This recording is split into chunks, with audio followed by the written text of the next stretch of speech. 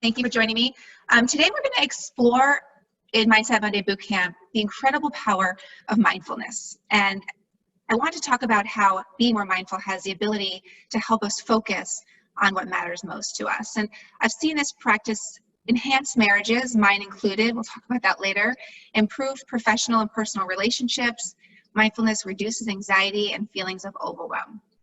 But first, before we talk about what mindfulness is, I want to talk about what it's not and clear up a few misconceptions that are out there.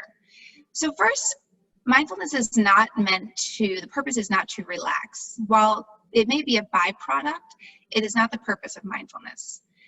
It's not a way to change your thoughts. You know, some people think that to be mindful, it's about changing your thoughts or to stop thinking completely, and it's just not the case. Some people think that it's difficult, that they've heard you have to put in 10,000 hours of meditation, and that's just not true. Even children can and do practice mindfulness. But it's also not easy. Many of us are caught up in the day-to-day lives that we have, being caught in the future or in the past, and so it may not be easy without practice, which is why we're going to introduce you to the practice here today. And lastly, you know, some people think that it's a way to not be concerned about the future anymore.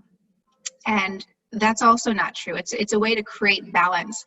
It's not a way to stop thinking about the future. So with that being said, I want to kind of get into what mindfulness is. And so in that, I am going to share my screen with you so we can talk about what mindfulness is. Let's see. Okay, perfect. Now that I've told you what it's not, let's explore what it is. So mindfulness has actually gained a lot of popularity and it's become very mainstream, not just in the clinical environment, but in corporations, in schools, and with professional athletes as well. And I thought this chart was interesting as it shows that mindfulness has become a very popular topic within the field of scientific research. If you see, as of 2016, it's had over 4,000 academic publications. And mindfulness is also one of the 10 pillars that we talk about in Vision Pursue in our 10-week training. Okay, so let's define, get my slide. Let's define mindfulness now that we've talked about what it isn't. So mindfulness is defined as keeping one's complete attention to the experience on the moment-to-moment basis in an open and non-judgmental way. Now, the default mindset, or our natural state of mind, it's like a drunk monkey. It's often all over the place, emotionally erratic, easily distracted, and it tends to be in one or two extremes. They're incredibly stressed out and overwhelmed, or super excited, living in the moment, being very exuberant, right? But this is a temporary burst of excitement. However, a disciplined mind can come back to the present moment over and over again. And so this is what we're trying to achieve, and this is why mindfulness is so important and why we're going to discuss it today. So in that, there are 5 key components of mindfulness. There is attention, open awareness, acceptance, no identification, and choice. Now, let's first talk about attention. You know, mindfulness is all about cultivating attention in the present moment. And so through mindfulness, we can train our minds to put attention on the things that matter most. So as a working mom, you know, that might be some days, it might be to be focused on your family, while as other days it might be focusing on work. The point is, being mindful helps us learn when it's important to make that shift. And so let's talk a little bit about attention. When I say attention, I mean having the ability to pay attention to the present moment. You have awareness of your thoughts, of physical sensations, and you can easily place your attention on things that matter most to you. And now, open awareness, the second one. So this has to do with having awareness of judgment. So mindfulness aims to cultivate a mindset that brings awareness of judgment and helps you look at things with new eyes that are not tied to old beliefs. Our default mindset is constantly looking at reality through a lens of judgment. So judgment is a huge theme in mindset training, which is why I'll dedicate this sessions to letting go of next week's sessions to letting go of judgment. Let me just check here to see where we are. Make sure I have everything is up and working. Okay. Hopefully you all can see my screen.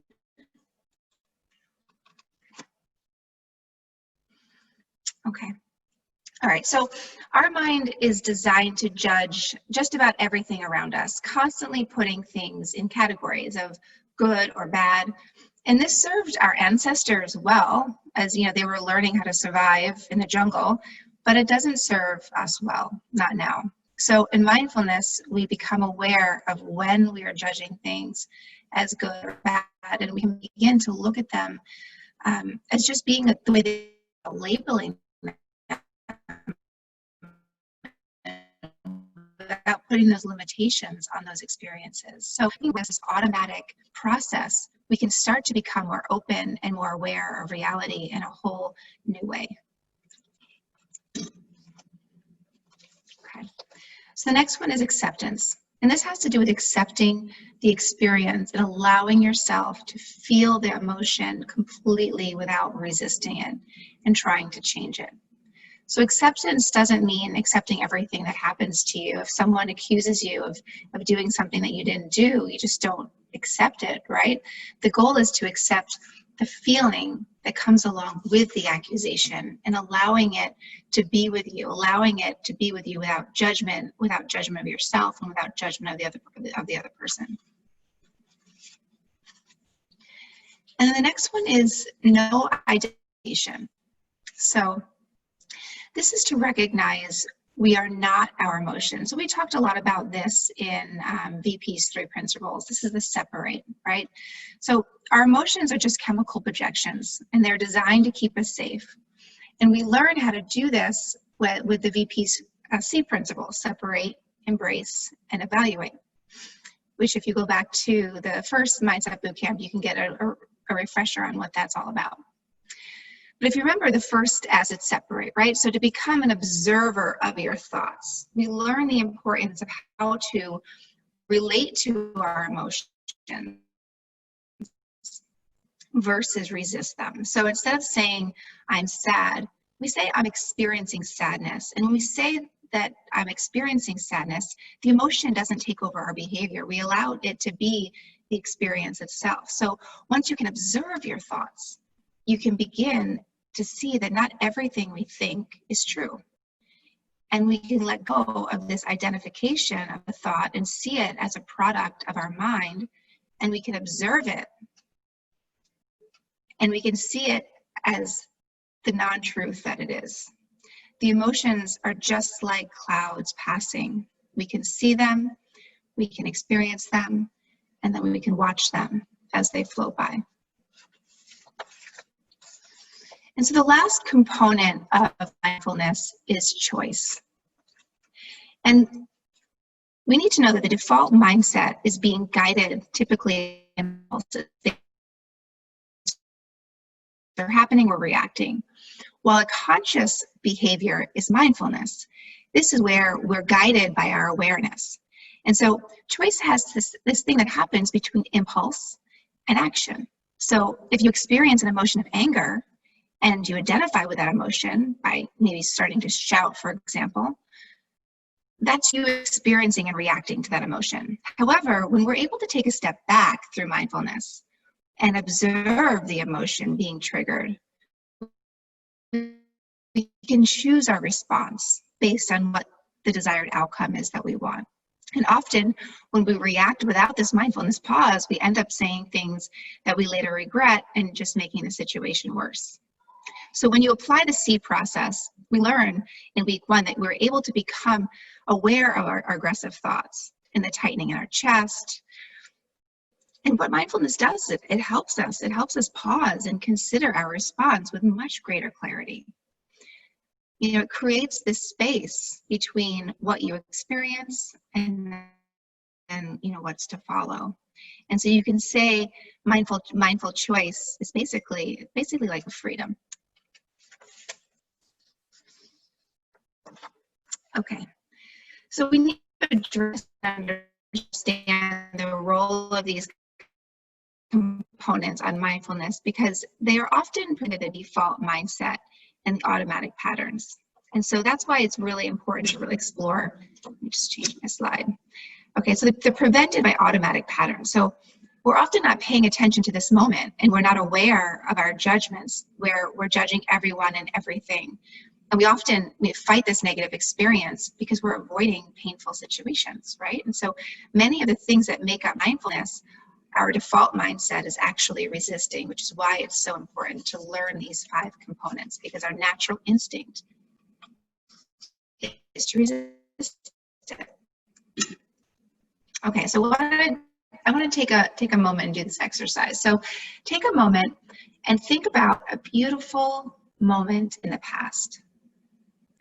Maybe you were together with a person you loved.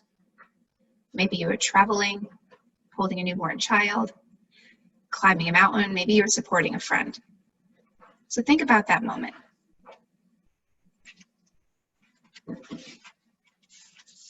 Okay, and I'm going to take a pause here myself to make sure, to see if I can see what's going on, to make sure everything's working.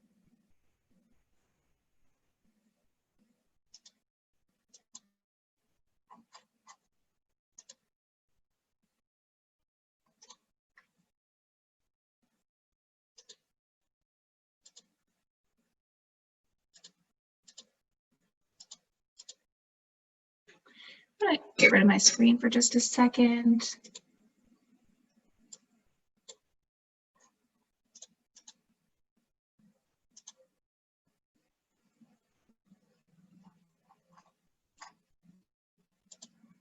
Okay, I'm going to keep going.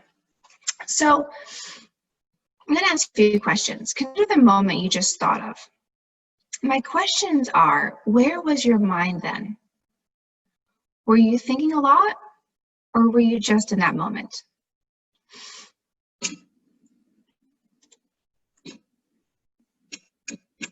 Here we go. Now, most people would say, of course, you know, I was in the moment, I was exactly where I need to be, I wanted to be. But then others, you know, when you're in that place where your newborn child, the mind isn't working, it's not thinking, right? And so I ask this question so that you can experience mindfulness and you can see that you can be happy with this present moment while still having problems. You know, mindfulness is not about having a problem-free life, but it's about experiencing problem-free moments. And I mention this because many people's default mindset is constantly telling them they only will be happy when they resolve their problems, because that's what their mind is telling them, and it's just not. The present moment, you know, it's a fundamental component to mindfulness, but the thing is, we're often not in the present moment. So the question becomes then, you know, where are we? And the answer is pretty simple, actually. We are in our minds, in our heads. We're either in the past thinking about yesterday I did this, or in the future thinking I have to do, or what if that, right? And so we spend so much time in either the past or the future. We have very little time left for the present moment and for the now. John Kabat-Zinn, who is a thought leader and an expert in mindfulness, says it beautifully. He says it's like the present moment is being smushed by the past and the future. There's no room for it. So the default mindset leaves very, very little room for the now. And so mindfulness is about creating more balance. It's not about getting rid of thoughts of the past or the future. They're very important, but it's about creating more balance, expanding the space that we have for the present moment, not by eliminating it, but by putting our attention more on the now. It just pushes the past and the futures off to the side just a little bit. And what happens when we live out of balance and we're not living like this picture is basically something like this, right? What's supposed to be a beautiful day in the park with our dog looks more like this. We discussed in the first session that thought can be very problematic when we're being led by them.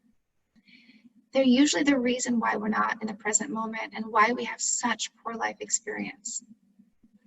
So while this is a very powerful tool and helps us come up with great ideas and plans that we often couldn't come up with without thought, we need to find a balance so that our life doesn't look like this picture 90% of the time, and we can look more like the picture on the right, which is the dog there is enjoying what's exactly happening in front of him, a beautiful day with his master. So mindfulness has an interesting relationship to thoughts because mindfulness teaches us that thoughts are different than facts.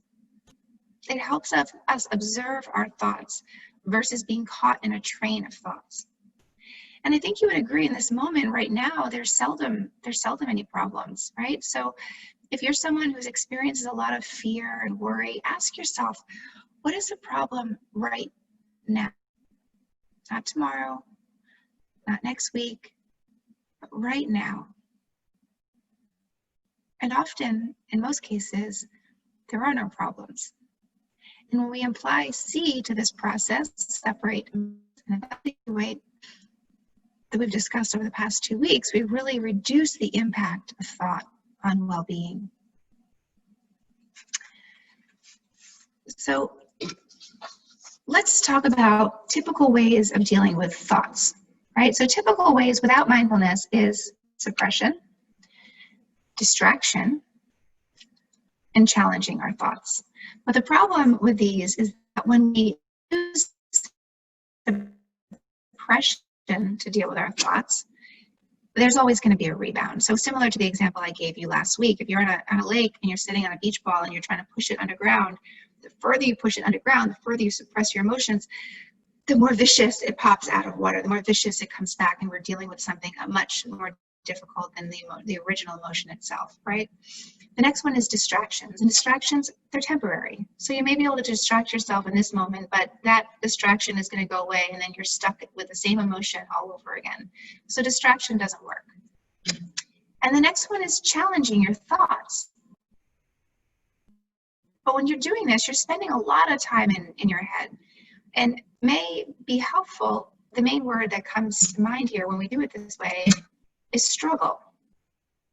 And so let's talk about a way to mindfully deal with emotion.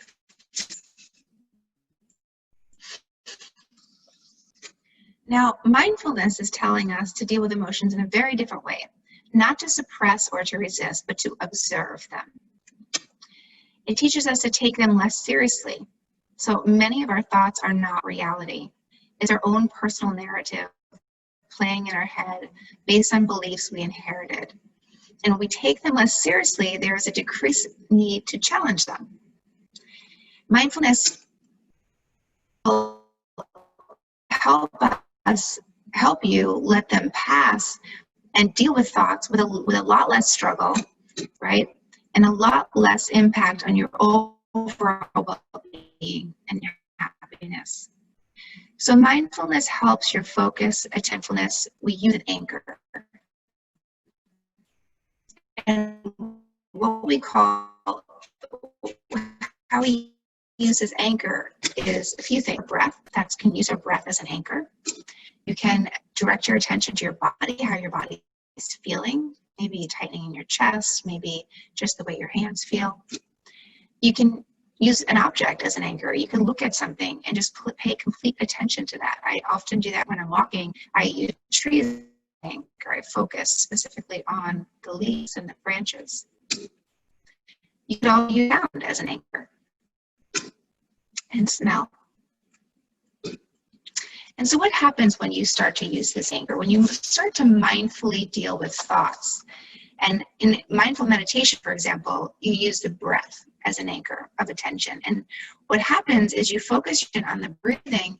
Once you start to do this, you start to notice when your attention is no longer on your breathing, and you can refocus again. So let's try this for 1 minute. So I want you to close your eyes with me. Just focus strictly on your breath. I want you to breathe in. I want you to hear and listen to your own breath.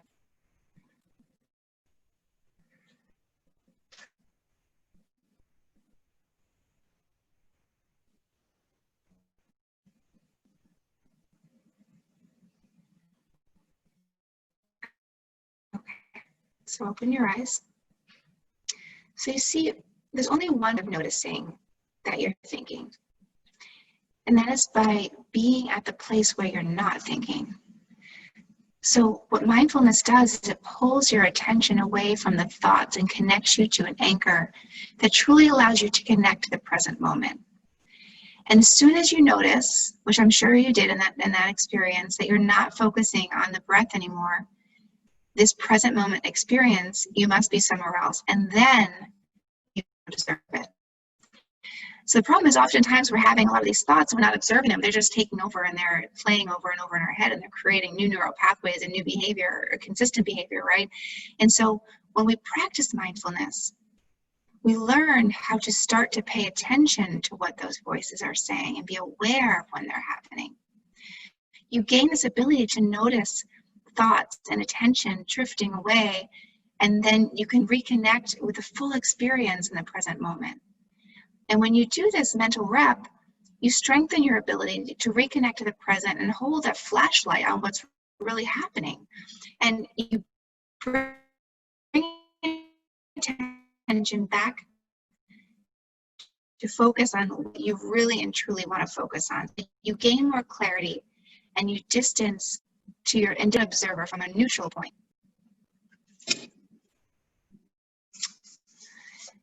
Okay, so that is basically mindfulness in a very brief introduction to what it is. And I hope that the key takeaway here is that you do a little bit more exploration about how to practice mindfulness. I'm happy to, if you're interested in learning more about it, please reach out to me. I'm happy to talk to you more about how to actually delve into these practices. But the most basic practice of mindfulness that it's just being aware of your present moment. You can do this all day long. So somebody said to you, oh, you have to meditate for minutes a day for it to have any impact. It's just not right. You can practice mindfulness all day long, 100 times a day. When you get up in the morning, you can just pay attention to what it sounds like. You can hear the birds chirping outside. Pay attention to the sound of the birds. That's practicing mindfulness without judgment, right? Or you can practice mindfulness when you're going for a walk. There's mindful walking. Pay attention to what it sounds like when your feet hits the pavement. And even if you just do this for 30 seconds, the process of noticing you going from a place of being able to hear your footsteps on the pavement to then all of a sudden your mind thinking and talking, now you're an observer of your thought. Your mind's taken you away from the pavement, the sound of the pavement, and it brought you into your thinking mind, and you can be aware of it. And so that's the point, is let's start to be more aware and leave room for enjoyment of the present moment. And so before we go today, I just want to give you one example of how this really works in practice and how it worked for me. So I've been practicing mindfulness for a couple of years now, and about a year and a half ago, I would notice that whenever my husband would come home from work, typically he has a very high stress job, and whenever he'd come home from work, he would always be very still wound up. And I'd ask him how his day was, he'd tell me long, and then I would get triggered because I'd feel like, gosh, why can't he just in a good mood? He just came home, like I'm excited to tell him about the day, and I would be triggered and I would start reacting with the negativity and the bad mood as well. And what I realized was, in being more mindful, is that I started to realize what was happening for me. That I was being triggered by something that he was doing, and what he was doing had really nothing to do with me and had everything to do with his day and what was going on in his world. And so by being able to be more present in that moment and see what was going on with me, I was able to change my reaction to when he came in to the house. And instead of meeting his intense mood with my intense mood, I just gave him some space and recognized that he needs the space to wind down. He can't transition like that. And by me expecting him to transition quickly, it was creating this tension and this resistance between us. And so now instead of it taking 2 hours for us to actually sit down and enjoy a glass of wine and talk about our days, it takes 20 minutes because he's able to get through and this is not happening now because we're all home, but this is the case when he was going to work and actually coming back into the household. And so that's a whole new level of like mindfulness when you're cohabitating with your spouse and your family 24/7. There's a whole another level of mindfulness that needs to start to take place because we're so immersed in each other's lives that once we can start to learn how to realize that the other person's behavior has nothing to do with you, and how can you just be present and be in a place where you can wait for him to reconnect is very very important tool, especially right now. And so I hope that you got a nice taste of what mindfulness is all about, in some ways that you can start applying it right now. And I wanted to also offer you another great tool that we offer at Vision Pursue. We have an app which has a lot of great content around mindfulness, a lot of great activities. It's an app that you can go on every day, and every day there's a message. So an important concept for improving your mindset. There's some type of and processing, and then there's an action. You put the training to work with intentional activities. And then this is the access code. So if you go on to Vision Pursue in the Apple Store and you download it, you put in Powerhouse as your access code, and you will get free access to it. And so that is my gift to you. I also want to make available, if anyone is interested in doing and learning more about our training and do an introduction to it at their firms, I am happy to do that complimentary as well. For you taking part in this, taking part of the summit and contributing to Project Kind, which reminds me, if you haven't and you can, all the money that we're raising here for this summit goes to Kind, which is an organization that is raising money specifically for women and their families who are on the verge of homelessness. So the money that we raise will put a roof over their head, will put food on their table.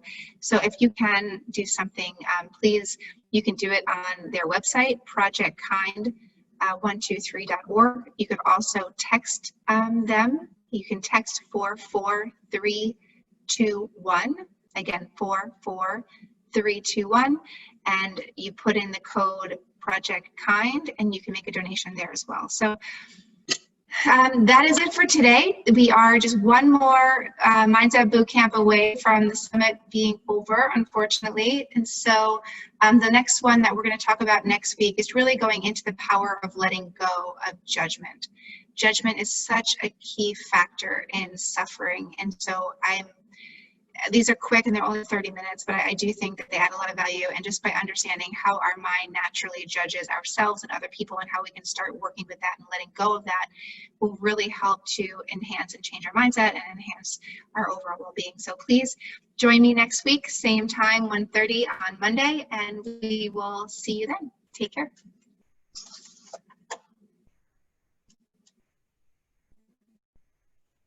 That didn't work.